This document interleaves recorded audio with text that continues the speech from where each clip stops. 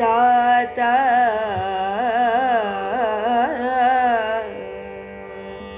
ತಾತ ಭಿನ್ನಃ ನಿನ್ನೆ ವೈರಿವ್ರಾತವನು ಗೆಲಿದಾತನು ಈತೋರ್ಪಾತನು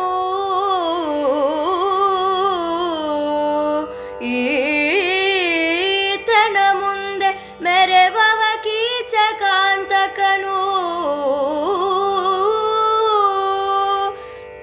ಈತನ ಕುಲನು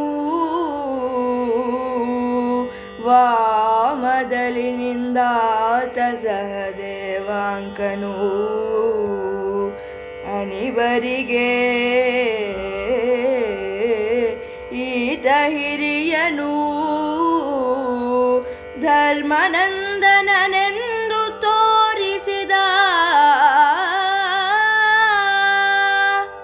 ವಿರಾಟರಾಯನ ಅರಮನೆಯಲ್ಲಿ 1 ವರ್ಷದ ಅಜ್ಞಾತವಾಸವನ್ನು ಕಳೆಯುತ್ತಿದ್ದಂತಹ ಪಾಂಡವರು ಗೋಗ್ರಹಣದ ಕಾಲದಲ್ಲಿ ಅರ್ಜುನನ ವಿಜಯದಿಂದಲಾಗಿ ಬಂದಂತಹ ಒಂದು ಸಣ್ಣ ಮಾತಿನ ನಡುವೆ ವಿರಾಟರಾಯನಿಗೆ ಸಿಟ್ಟು ಬಂದು ಧರ್ಮರಾಯನ ನೊಸಳನ್ನು ಒಡೆದು ರಕ್ತ ಬರುವಂಗೆ ಮಾಡ್ತಾನೆ.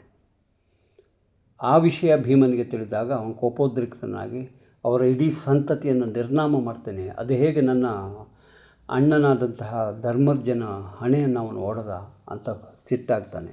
ಆವಾಗ ಧರ್ಮ ರೀತಿಯಲ್ಲಿ ನಾವು ನಡಿಬೇಕು, ನಮಗೆ ಇಷ್ಟು ದಿನ ನಮ್ಮನ್ನು ಇಲ್ಲಿರುವುದಕ್ಕೆ ಇಂಬು ಕೊಟ್ಟಂತಹ ಮತ್ಸ್ಯರಾಜನನ್ನು ನಾವು ನಾಶ ಮಾಡೋದು ಅಧರ್ಮವಾಗ್ತದೆ, ಸುಮ್ಮನೆ ಇರೋ ಅಂತ ಹೇಳ್ತಾನೆ. ಆವಾಗ ಬೇಸರದಿಂದ 13 ವರ್ಷದ ಈ ಪಾಡು ನನಗೆ ಸಾಕಾಗಿ ಹೋಗಿದೆ, ಈಗಲಾದರೂ ಕ್ಷತ್ರಿಯಾಗಿ ನಡೆಯೋಣ ಅಂತ ಭೀಮನ ಮಾತಿಗೆ ಎಲ್ಲರೂ ಒಪ್ಪಿಗೆಯನ್ನು ಕೊಟ್ಟು ಕೊನೆಗೆ ನಾಳೆ ಬೆಳಗ್ಗೆ ನಾವಿನಿತರು ಆತನ ಸದನದಲ್ಲಿ ನೃಪಪೀಠವನ್ನು ಗರ್ವದಲ್ಲಿ ನೆಮ್ಮುವೆವು ಎನ್ನುವಂಥ ತೀರ್ಮಾನಕ್ಕೆ ಬರ್ತಾರೆ. ಅವನ ಆಸ್ಥಾನದಲ್ಲಿ ಅವನ ಸಿಂಹಾಸನವನ್ನು ನಾವು ಸೇರಿಕೊಳ್ತೇವೆ, ನಾವು ಬಂದು ಅದನ್ನು ವಿರಾಜಮಾನರಾಗ್ತೇವೆ. ಒಂದು ವೇಳೆ ಸಿಟ್ಟಾಗಿ ಅವನು ನಮ್ಮ ಮೇಲೆ ಏರಿ ಬಂದ ಅಂದರೆ ಮದ ಮುಖನ ನೊರೆಸುವೆವು, ಹರುಷದಲ್ಲಿ ಅವನು ಒಡಗೂಡಿದರೆ ಮನ್ನಿಸುವೆವು ಎನ್ನುವಂಥ ಒಂದು ತೀರ್ಮಾನಕ್ಕೆ ಬಂದು ಅದಕ್ಕೆ ಎಲ್ಲರೂ ಒಡಂಬಡ್ತಾರೆ. ಅದೇ ರೀತಿ ಮರುದಿವಸ ಬಂದು ಅವರು ಸಿಂಹಾಸನದ ಮೇಲೆ ವಿರಾಜಮಾನರಾದರೆ ಕಂಚುಕಿಗಳು ಅವನಿಪನ ಸಿಂಹಾಸನವನೇರುವ ಸುಗರ್ವಿತರಾರು ಅಂತ ಹೇಳಿ ಆಶ್ಚರ್ಯದಿಂದ ನೋಡಿ ಹೋಗಿ ವಿರಾಟರಾಜನನ್ನು ಕರೀತಾರೆ. ಪುರೋಹಿತ ಮಗ ಮತ್ತು ಮಹಾಪ್ರಧಾನರ ಜೊತೆ ಬಂದು ಈ ಮಹಾದೃಶ್ಯವನ್ನು ಕಂಡಂತಹ ಆಶ್ಚರ್ಯಚಕಿತಗೊಂಡಂತಹ ವಿರಾಟರಾಯ ನಿರ್ಜರರೋ ಶೂಲಪಾಣಿಯ ತೇಜಸ್ಸಿನವರೋ ಯಾರು ಅನ್ನೋ ರೀತಿಯಲ್ಲಿ ಪ್ರಶ್ನಾರ್ಥಕವಾಗಿ ನಿಂತು ಬಿಡ್ತಾನೆ. ಆವಾಗ ಪಕ್ಕದಲ್ಲಿದ್ದಂತಹ ಪರಿವಾರದ ಜನ ವಲಲ ಕಂಕ ಬೃಹನ್ನಳೆಯಂತಿದ್ದಾರೆ ಅಂತ ಕೆಲವರು ಮಾತಾಡ್ತಾರೆ, ಸುರಲೋಕ ಪಾಲಕರು ಅಂತ ಇನ್ನು ಹಲವರು ಮಾತಾಡ್ತಾರೆ. ನಮಗೆ ತಿಳಿಯದು ಎಂಬ ಆಶ್ಚರ್ಯದಲ್ಲಿ ಉಳಿದ ಜನರು ಇರ್ತಾರೆ. ಈ ಜನರ ಮಧ್ಯದಲ್ಲಿ ಅವರನ್ನೆಲ್ಲ ಪಕ್ಕಕ್ಕೆ ಸರಿಸಿ ಒಳಕ್ಕೆ ನುಗ್ಗಿ ಬಂದಂತಹ ಮತ್ಸ್ಯನ ಸುತ ಉತ್ತರ ಕುಮಾರ ಅಲ್ಲಿ ಬಂದು ತಂದೆಗೆ ಕೈ ಜೋಡಿಸಿ ತಂದೆಯಲ್ಲಿ ಪ್ರಾರ್ಥನೆಯನ್ನು ಮಾಡ್ತಾನೆ. ತಂದೆಯವರೇ ಕೇಳಿ, ತಾತ ಭಿನ್ನಃ ನಿನ್ನೆ ವೈರಿವ್ರಾತವನು ಗೆಲಿದಾತ ನೀ ತೋರ್ಪಾತನು. ಒಬ್ಬನ ಕಡೆಗೆ ಬೆರಳನ್ನು ಮಾಡಿ, ನಿನ್ನೆ ವೈರಿಗಳ ಅಷ್ಟೂ ಸಮೂಹವನ್ನು ಸದೆಬಡಿದು ಗೆದ್ದು ಬಂದವನು ನಾನು ತೋರಿಸ್ತಾ ಇದ್ದೇನಲ್ಲ, ಇವನು. ಅರ್ಜುನನ ಹೆಸರು ಹೇಳಬೇಕಾಗಿಲ್ಲ. ಮತ್ತು ಜೊತೆಯಲ್ಲಿದ್ದಂತಹ ಭೀಮಸೇನನ ಕಡೆಗೆ ತೋರಿಸಿ, ಮುಂದೆ ಮೆರೆವನು ಕೀಚಕಾಂತಕನು. ನಮ್ಮ ಮುಂದೆ ಇಲ್ಲಿ ಇನ್ನೊಬ್ಬ ಕಾಣಿಸ್ತಾನಲ್ಲ, ಇವನು ಕೀಚಕಾಂತಕ. ಕೀಚಕಾಂತಕ ಅನ್ನುವಂತಹ ಪದವೇ ಒಂದು ಅದ್ಭುತ ಪದದ್ದು. ಕೀಚಕ ವಿರಾಟರಾಜನಿಗೆ ಸರ್ವ ರೀತಿಯಲ್ಲಿ ಒಂದು ಸಂರಕ್ಷಣೆಯ ರೀತಿಯಲ್ಲಿ ಇದ್ದವನು. ಯಾರೂ ಅವನಿರುವವರೆಗೆ ವಿರಾಟರಾಜನ ಆಸ್ಥಾನಕ್ಕೆ ಬಂದವರಿಲ್ಲ, ಅವನ ರಾಜ್ಯವನ್ನು ಕಬಳಿಸಲಿಕ್ಕೆ ಬಂದವರಿಲ್ಲ. ಅಂಥ ತೇಜಸ್ವಿ, ಅಂಥ ಶಕ್ತಿವಂತ, ಆ ಕಾಲದ ಮಹಾಪರಾಕ್ರಮಿಗಳಲ್ಲಿ ಅವನು ಒಬ್ಬ. ಕೆಲವು ದುರ್ಬುದ್ಧಿಗಳಿದ್ದದ್ರಿಂದಲಾಗಿ ಅವನಿಂದಲಾಗಿ ಭೀಮನಿಂದಲಾಗಿ ಸದಯ ಪಡೆಯಲ್ಪಟ್ಟ. ಆದ್ದರಿಂದಾಗಿ ಭೀಮನನ್ನು ಗುರುತಿಸುವ ಬದಲು ಈತ ಕೀಚಕಾಂತಕ ಅಂತ ಹೇಳ್ತಾನೆ. ನೋಡಿ, ಪ್ರಕಟಪಡಿಸುವಂಥ ಒಂದು ಕ್ರಮವೇ ಅದ್ಭುತ. ನಮಗೆ ಇಂತಹ ಕ್ರಮಗಳು ಗೊತ್ತಾಗಬೇಕು ಅನ್ನೋದನ್ನು ಕವಿ ಇಲ್ಲಿ ತಿಳಿಸ್ತಾನೆ ಅಂತ ನಾನಾದರೂ ತಿಳಿತೇನೆ. ಮುಂದೆ ನಕುಲನು ವಾಮದಲ್ಲಿ ನಿಂತಾತ ಸಹದೇವನು ಅನಿಬರಿಗೆ ಈತ ಹಿರಿಯನು ಧರ್ಮನಂದನನೆಂದು ತೋರಿಸಿದ. ಇಬ್ಬರ ಹೆಸರು ಮಾತ್ರ ಹೇಳಲಿಲ್ಲ ಅವನು, ಅರ್ಜುನ ಮತ್ತು ಭೀಮರ ಹೆಸರನ್ನು ಹೇಳಲಿಲ್ಲ, ಬೇರೆ ರೀತಿಯಲ್ಲಿ ಹೇಳಿದ. ತ್ರಿಲೋಕ ವಿಕ್ರಮಿಯಾದಂತಹ ಪಾರ್ಥ ನೋಡು ನಿನ್ನೆ ಇದನ್ನು ಗೆದ್ದಿದ್ದಾನೆ, ನಿನ್ನೆ ರಣವನ್ನು ಗೆದ್ದವನು ಇವನು ಅಂತ ತೋರಿಸಿದ. ಕೀಚಕಾಂತಕ ಇವನು ಅಂತ ತೋರಿಸಿದ. ಅಲ್ಲಿಯವರೆಗೆ ಕೀಚಕನನ್ನು ಯಾರೋ ಕೊಂದಿದ್ದಾರೆ ಅಂತ ಹೇಳುವಂತಹ ಒಂದು ಅನುಮಾನದ ಹುತ್ತವೇ ಬೆಳೆದಿತ್ತು ವಿರಾಟನ ರಾಜ್ಯದಲ್ಲೆಲ್ಲ. ಈಗ ಇವ ಪ್ರಕಟಪಡಿಸಿದ, ಈತ ಕೀಚಕಾಂತಕ ಈತ ಮಹಾ ತೇಜಸ್ವಿಯಾಗಿ ನಿನ್ನೆ ರಣವನ್ನು ಗೆದ್ದವನು ಅಂತ. ಅದರ ಜೊತೆಗೆ ನಕುಲ ಸಹದೇವರು ಮತ್ತು ಅವರಿಗೆಲ್ಲರಿಗೂ ಹಿರಿಯನಾದಂತಹ ಧರ್ಮನಂದನ ಇವನು ಅಂತ ಅವರನ್ನು ತೋರಿಸ್ತಾನೆ. ಇಲ್ಲಿ ನಾನಿಂಥವನು ಅಂತ ಅವರು ಪ್ರಕಟಣೆಯನ್ನು ಮಾಡೋದಿಲ್ಲ. ಅವರು ಅಜ್ಞಾತರಾಗಿಯೇ ಬಂದು ಸಿಂಹಾಸನಾರೂಢರಾಗಿದ್ದಾರೆ. ಅವರನ್ನು ಪರಿಚಯಿಸುವಂತಹ ವ್ಯಕ್ತಿ ಮಹಾರಾಜನ ಸುಪುತ್ರ ಉತ್ತರ ಕುಮಾರ. ಇದು ಒಂದು ಸುಂದರವಾದಂಥ ಒಂದು ಸಂದೇಶವನ್ನು ಕೊಡ್ತದೆ ನಮಗೆ. ಗೊತ್ತಿಲ್ಲದೇ ಇರುವಂತಹ ವಿಷಯದಲ್ಲಿ ಗೊತ್ತಾದಾಗ ಗೊತ್ತಿರುವವನು ಪ್ರಕಟಪಡಿಸುವಂಥ ವಿಷಯ. ಹೀಗೆ ಇದು ನಮಗೆ ಕೇಳುವಾಗ ಒಂಥರ ಸಂತೋಷವಾಗ್ತದೆ. ಅರ್ಜುನನ್ನು ತೋರಿಸಿ ಇವನು ಅರ್ಜುನ ಅಂತ ಅವನು ಹೇಳುವುದಿಲ್ಲ. ಆದರೆ ಇವನು ನಿನ್ನೆ ಯುದ್ಧವನ್ನು ಗೆದ್ದ ಅಂದರೆ ಆ ಕಾಲದಲ್ಲಿ ಅರ್ಜುನನಂತಹ ಮೇಧಾವಿ, ಅರ್ಜುನಂತಹ ಯುದ್ಧ ಪಂಡಿತ ಬೇರೆ ಯಾರೂ ಇರಲಿಲ್ಲ. ಅವಷ್ಟು ಆವಾಗಲೇ ತ್ರಿಲೋಕ ವಿಕ್ರಮಿಯಾಗಿದ್ದ.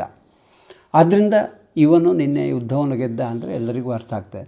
ಕೊನೆಗೆ ಹೇಳ್ತಾನಲ್ಲ, ಧರ್ಮರಾಯ ಇವನ ತಮ್ಮಂದಿರಿವರು ಪಾಂಡವರು ಅನ್ನೋದನ್ನು ಪ್ರಕಟಪಡಿಸ್ತಾನೆ. ಅದನ್ನು ತೋರಿಸಿದಂತಹ ರೀತಿ, ಅದನ್ನು ಅರ್ಥವಿಸುವಂತಹ ರೀತಿ ತುಂಬ ಅದ್ಭುತವಾದದ್ದು. ಮಹಾಕವಿಯ ಅವನ ಕಾವ್ಯದ ಪ್ರತಿಭೆ ಇಲ್ಲಿ ನಮಗೆ ಬಹಳ ಢಾಳಾಗಿ ಕಾಣಿಸ್ತದೆ. ನಾವು ಈ ರೀತಿಯಲ್ಲಿ ಪ್ರಕಟಪಡಿಸುವಂಥ ವ್ಯಕ್ತಿಗಳನ್ನು ಪರಿಚಯಿಸುವಂಥ ಕ್ರಮಗಳನ್ನು ಕೂಡ ನಾವು ಅನುಭವಿಸ್ಬೋದು, ನಾವು ಅನುಸರಿಸಬಹುದು. ಯಾಕಂದರೆ ಯಾರೋ ಒಬ್ಬ ಅದ್ಭುತವಾದಂತಹ ಸಾಧನೆ ಮಾಡಿದ್ದಾನೆ. ಉದಾಹರಣೆಗೆ ಒಬ್ಬ ಪ್ರಥಮ ರ್ಯಾಂಕ್ ಪಡೆದಿದ್ದಾನೆ. 665ರಲ್ಲಿ 625 ಅಂಕಗಳನ್ನು ತೆಗೆದು ಪ್ರಥಮ ಸ್ಥಾನಕ್ಕೆ ಬರುವಂಥ 25 ಜನ ಹುಡುಗರು ಸಿಗ್ತಾರೆ ನಮಗೆ ಈಗ. ಆದರೂ ಆ 25 ಜನರು ಪ್ರಥಮ ರ್ಯಾಂಕಿನವರೇ. ಹಾಗೆ ಪ್ರಕಟ ಮಾಡುವಾಗ ಅವರನ್ನು ನೀವು ರ್ಯಾಂಕ್ ಪಡೆದವನು ಅಂತ ಹೇಳಿದರೆ ಈ 25ರಲ್ಲಿ ಯಾರು ಅಂತ ಸಂಶಯ ಬರುತ್ತಾ? ಅದೇ ರೀತಿಯ ಪ್ರಕಟಣೆ ಇದು, ಸುಂದರವಾದಂಥ ಪ್ರಕಟಣೆ. ಕವಿಗೆ ನಮಸ್ಕಾರಗಳನ್ನು ತಿಳಿಸ್ತೇನೆ. ಮುಂದೆ ಅವನು ಏನು ಹೇಳಿದ, ಮುಂದೆ ಯಾರನ್ನು ಪರಿಚಯಿಸಿದ ಎನ್ನುವುದನ್ನು ಮುಂದಿನ ಪದ್ಯದಲ್ಲಿ ನೋಡ. ರಮಣೀಯವರಿಗೀಕೆ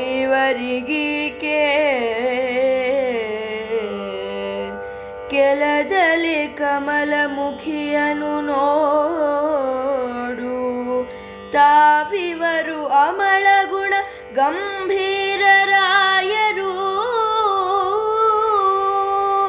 ಪಾಂಡುನಂದನರು, ನಮಗೆ ಭಾರ್ಯ ಭಾಗ್ಯಲಕ್ಷ್ಮಿಯ ಮಮತೆಯಾಯಿತು, ಇನ್ನೇನು ನೃಪಪದ ಕಮಲದಲ್ಲಿ ಬೀಳುವೆವು, ನಡೆ ನಡೆ ಧನ್ಯರವೆಂದ. ರಮಣೀಯೈವರಿಗೀಕೆ ಕೆಲದಲ್ಲಿ ಕಮಲಮುಖಿಯನ್ನು ನೋಡು. ದ್ರೌಪದಾದೇವಿಯನ್ನು ಗುರುತಿಸುವಂತಹ ಕ್ರಮವೂ ಹಾಗೆ ಇದೆ. ಈ 5 ಜನರಿಗೆ ರಮಣೀಯಿಕೆ ಅಂತ ಹೇಳ್ತಾ ಅವಳ ತೇಜಸ್ಸನ್ನು, ಅವಳ ರೂಪವನ್ನು ಒಂದೇ ಶಬ್ದದಲ್ಲಿ ಹೇಳ್ತಾನೆ, ಕಮಲಮುಖಿಯನ್ನು ನೋಡು. ಇವರು ಅಮಲಗುಣ ಗಂಭೀರರಾಯರು. ಅವರಲ್ಲಿ ಅತ್ಯುತ್ತಮವಾದಂತಹ, ಪವಿತ್ರವಾದಂಥ, ಗಂಭೀರವಾದಂತಹ ಗುಣಗಳುಳ್ಳಂತಹ ರಾಜಪುತ್ರರಿವರು. ಪಾಂಡುವಿನ ಮಕ್ಕಳು, ಪಾಂಡುನಂದನರು. ಎಷ್ಟು ಸುಂದರವಾದಂಥ ರೀತಿಯಲ್ಲಿ, ಎಷ್ಟು ಮೃದುವಾದಂಥ ಭಾಷೆಯಲ್ಲಿ, ಮನಸ್ಸಿಗೆ ಒಪ್ಪುವಂಥ ರೀತಿಯಲ್ಲಿ ಕವಿ ಅವರನ್ನು ವರ್ಣನೆ ಮಾಡ್ತಾನೆ. ಅವರ ಯೋಗ್ಯತೆಯನ್ನು ಆ ಮಾತುಗಳು ಸ್ಪಷ್ಟಪಡಿಸ್ತವೆ. ಆ ಮಾತಿಗೆ ಪೂರಕವಾದಂಥ ರೀತಿಯಲ್ಲಿ ಅವರು ಇರ್ತಾರೆ ಅನ್ನೋದನ್ನು ಮಹಾರಾಜನ ಪುತ್ರ ಇಲ್ಲಿ ಪ್ರಸ್ತುತಪಡಿಸ್ತಾ ಇದ್ದಾನೆ. ನಮಗೆ ಭಾರಿಯ ಭಾಗ್ಯಲಕ್ಷ್ಮಿಯ ಪ್ರೀತಿ ಲಭಿಸಿದೆ, ಭಾಗ್ಯಲಕ್ಷ್ಮಿಯ ಮಮತೆಯಾಯಿತು, ಇನ್ನೇನು. ಯಾಕೆ ಈ ಮಾತನ್ನು ಹೇಳ್ತಾನೆ ಅಂದರೆ, ಪಾಂಡವರು ಇರುವಲ್ಲಿ ಬೇಕಾದಷ್ಟು ಸಂಪತ್ತು ಸೇರಿಕೊಳ್ಳುತ್ತೆ. ಧರ್ಮದ ದಾರಿಯಲ್ಲಿರುವಂಥ ಅವರ ಹಿಂದೆ ಈ ಐಶ್ವರ್ಯ, ಅಂತಸ್ತು, ಅಭಿಮಾನ ಎಲ್ಲವೂ ತುಂಬಿಕೊಂಡು ಬರುತ್ತೆ ಅನ್ನುವಂಥದ್ದು ನಮ್ಮ ನಂಬಿಕೆ, ನಮ್ಮ ಧಾರ್ಮಿಕವಾದಂಥ ಭಾವನೆಯೂ ಹೌದು. ಅದಕ್ಕೆ ಪೂರಕವಾಗಿ ಕಳೆದ 1 ವರ್ಷದಿಂದ ವಿರಾಟರಾಯನ ಗೋ ಸಂಪತ್ತು, ಕೃಷಿ ಸಂಪತ್ತು, ವಾಣಿಜ್ಯ ಎಲ್ಲವೂ ಅದ್ಭುತವಾದಂಥ ರೀತಿಯಲ್ಲಿ ಬೆಳವಣಿಗೆಯಾಗಿದೆ.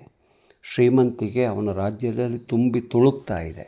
ಅದಕ್ಕೆ ಮುಖ್ಯವಾದಂಥ ಕಾರಣ ಪಾಂಡವರು ಅನ್ನೋದನ್ನು ಕವಿಯೂ ಕೂಡ ಇಲ್ಲಿ ಸ್ಪಷ್ಟವಾಗಿ ತಿಳಿಸ್ತಾನೆ.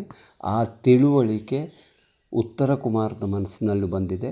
ಆದ್ದರಿಂದ ಅವನು ತನ್ನ ತಂದೆಯಾದಂಥ ವಿರಾಟರಾಯನಿಗೆ ಹೇಳ್ತಾ ಇದ್ದಾನೆ, ಭಾಗ್ಯಲಕ್ಷ್ಮಿಯ ಮಮತೆಯಾಯಿತು, ಇನ್ನೇನು ನೃಪ ಪದ ಕಮಲದಲ್ಲಿ ಬೀಳುವೆವು. ನಮಗೆ ಇದಕ್ಕಿನ್ನೂ ದೊಡ್ಡ ಸೌಭಾಗ್ಯ ಇಲ್ಲ. ಇಂಥವರು ನಮ್ಮಲ್ಲಿದ್ದಾರೆ. ನಮ್ಮ ಆಸ್ಥಾನದಲ್ಲಿ ನಮ್ಮೊಂದಿಗೆ ಇವರು ಇದ್ದರು, ಇಂಥ ಮಹಾಪುರುಷರಿದ್ದರು. ಕೇವಲ ಅಂತಿಂಥವರಲ್ಲ. ಜನರಿಗೆ ಕಾಣುವಾಗಲೇ ಇವರು ಪಿನಾಕಿಯ ತೇಜಸ್ಸಿನವರು ಅಥವಾ ನಾರಾಯಣನ ವರ್ಚಸ್ಸಿನವರು, ಇಂದ್ರನ ತೇಜಸ್ಸಿನವರು ಎಂಬಿತ್ಯಾಗಿ ಜನಗಳೇ ಆಡಿಕೊಂಡಿದ್ದಾರೆ. ಇವರಿಗೆ ಅದು ಹೆಮ್ಮೆಯ ವಿಷಯ. ಅಂಥವರು ಹೌದು ಅನ್ನೋದನ್ನು ವಿರಾಟನ ಪುತ್ರನಾದಂಥ ಉತ್ತರ ರಣರಂಗದಲ್ಲಿ ಸ್ವಯಂ ಕಂಡು ಅನುಭವಿಸಿ ಆನಂದಿಸಿದ್ದಾನೆ. ಅವನಿಗೆ ಇವತ್ತು ಇವರ ಯೋಗ್ಯತೆ ಏನು ಅಂತ ಗೊತ್ತಾಗಿದೆ. ಆದ್ದರಿಂದ ಅವರನ್ನು ವರ್ಣಿಸುವಾಗ ಅಷ್ಟು ಸುಂದರವಾದಂಥ ಮಧುರವಾದಂಥ ಭಾವದೊಂದಿಗೆ ಭಕ್ತಿ ಗೌರವಗಳನ್ನು ಇಟ್ಟುಕೊಂಡು ನೃಪನ ಚರಣ ಕಮಲದಲ್ಲಿ ಬೀಳುವೆವು, ನಡೆ ನಡೆ ಧನ್ಯರ ಹೆವು. ಎಂಥ ಭಾವ ನೋಡಿ. ಈ ಭಾವವನ್ನು ಕವಿ ಇಷ್ಟು ಮಧುರವಾಗಿ ವರ್ಣಿಸುವಾಗ ಹಿಂದೆ ಅವರನ್ನು ಪರಿಚಯಿಸಿದಂಥ ಪರಿಚಯದ ನುಡಿಗಳು, ಆನಂತರ ಅವರ ರಮಣಿಯಾಗಿರುವಂಥ ದ್ರೌಪದಿಯನ್ನು ಪರಿಚಯಿಸಿದಂಥ ಕ್ರಮ, ಇದೆಲ್ಲವೂ ಯೋಗ್ಯವಾದಂಥ ರೀತಿಯಲ್ಲಿದೆ. ಕಾವ್ಯ ತನ್ನ ಸತ್ವವನ್ನು, ಕಾವ್ಯ ತನ್ನಲ್ಲಿ ಇರುವಂತಹ ಭಾವಗಳನ್ನು ಜನಮಾನಸಕ್ಕೆ ಹೇಗೆ ತಲುಪಿಸ್ತದೆ, ಅದೆಷ್ಟು ನವಿರಾದ ಭಾವನೆಗಳನ್ನು ಪ್ರಚೋದಿಸ್ತದೆ ಎನ್ನುವುದಕ್ಕೆ ಇಂತಹ ಕಾವ್ಯಗಳನ್ನು ಓದುತ್ತಾ ಇದ್ದರೆ ನಮಗೂ ಭಾಳಷ್ಟು ಪಾಠಗಳು ಸಿಗ್ತವೆ. ಇಂತಹ ಕಾವ್ಯಗಳನ್ನು ಓದುತ್ತಿರುವಂಥ ನಾವು ಧನ್ಯರು ಅಂತ ಹೇಳ್ತಾ, ಮುಂದೆ ಏನಾಯಿತು ಅನ್ನೋದನ್ನು ನೋಡೋಣ.